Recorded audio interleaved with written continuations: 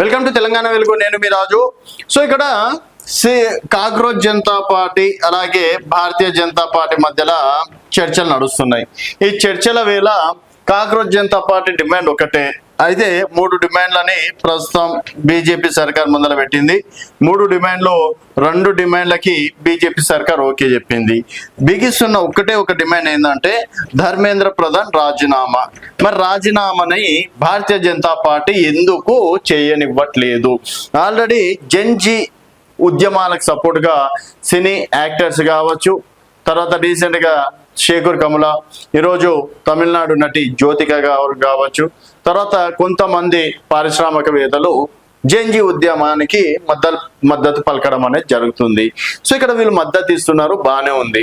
And ఇక్కడ సిజేపీ party కూడా మా 3 డిమాండ్లు నెరవేర్చాలి, అందులో ప్రధానంగా ధర్మేంద్ర ప్రధాన్ రాజీనామా చేయాలి, అంతే.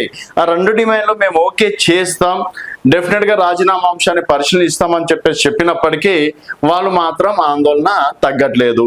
ఆల్రెడీ సిజేపీ అధినేత అభిజిత్ నాకు కొంతవరకు ఒక 14 రోజులు రెస్ట్ కావాలి, సో టైఫాయిడ్ జ్వరంతో నేను బాధపడుతున్నా, సో ఈ ఉద్యమాన్ని మాత్రం ఇతరులు కొనసాగిస్తారు, జంజీలు మాత్రం ఎక్కడ తగ్గరు, డెఫినెట్ గా మాకు న్యాయం దక్కే వరకు ఇలాంటి పరిష్కారం కావాలి అని చెప్పి షీట్ వరకు ఇస్తున్నారు, బాగానే ఉంది.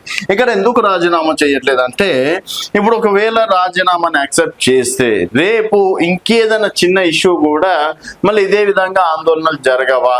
తర్వాత ఒక కేంద్ర మంత్రిని కేవలం ఒక ఇష్యూ తోటి మనం రాజీనామా చేపిద్దామా అన్న విధాలుగా కూడా ఇటు ప్లస్ ఆలోచిస్తుంది, మైనస్ కూడా ప్రస్తుతం కేంద్ర ప్రభుత్వం ఆలోచిస్తున్నట్లు కూడా తెలుస్తుంది. ఆల్రెడీ 2 డిమాండ్లకు ఓకే చెప్పినాం. పార్లమెంట్ లో దీనికి సంబంధించి పేపర్ లీక్లకు సంబంధించి కూడా 10 సంవత్సరాల జైలు శిక్ష, 10 కోట్ల జరిమానా కూడా విధిస్తామని చెప్పేసి కూడా చెప్పినాం. సో వాళ్ళకి ఎప్పుడు కూడా మేము అండగా ఉంటాం, చనిపోయిన విద్యార్థులకి మా మద్దతు ఉంటుంది, వాళ్ళకి నష్టపరిహారం మేము ఇస్తాం, తర్వాత ఆందోళన చేసినటువంటి విద్యార్థులను కూడా ఎలాంటి కేసు లేక విడుదల చేస్తాం.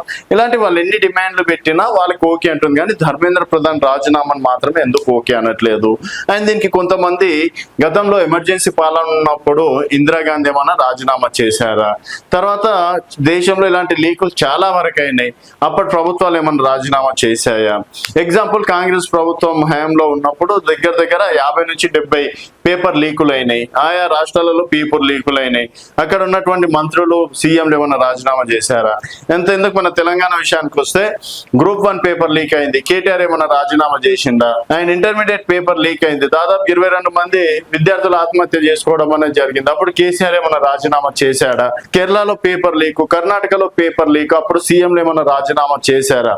సో దాని రాజీనామా వంశం ఒకటే కాదు, ఇక్కడ లీకేజ్ వ్యవహారం చూసుకుంటే డెఫినెట్ గా దానికి సంబంధించి మేము కట్టడి చేస్తున్నాం, ఈ ఒక్కసారి అవకాశం ఇవ్వండి అంటూ నరేంద్ర మోదీ గారు కూడా 2 రోజుల నుంచి తన సెల్ఫీ వీడియోల ద్వారా ఇటు యూత్ కి కావచ్చు, జంజీ వాళ్ళకి కావచ్చు, ప్రతి ఒక్కరికి సపోర్ట్ చేయండి, దేశం మీ వెంట ఉంటది అని చెప్పేసి కూడా తను కూడా మాట్లాడడం అనేది జరుగుతుంది.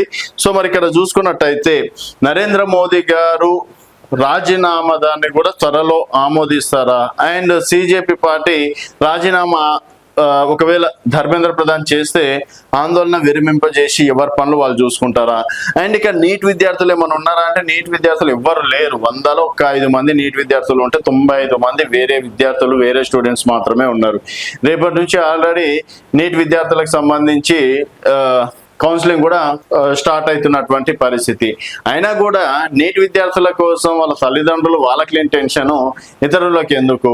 ఇక్కడ ఏంటంటే రాజకీయాన్ని తీసుకొచ్చారు. సో రాజకీయంని నీట్ పేపర్ అనేది రాజకీయ ముసుగులో చాలా వరకు లబ్ధి పొందుతున్నారు అని చెప్పేసి ఒక రకంగా వాదన వస్తుంది. అండ్ ధర్మేంద్ర ప్రధాన్ రాజీనామా చేస్తే దీనికి సమస్య కావచ్చు పరిష్కారం దొరుకుతుందని చెప్పేసి మీరు భావిస్తే మీ అభిప్రాయాల కింద కామెంట్ రూపంలో తెలియజేయండి. చూస్తూనే ఉండండి తెలంగాణ వెలుగు.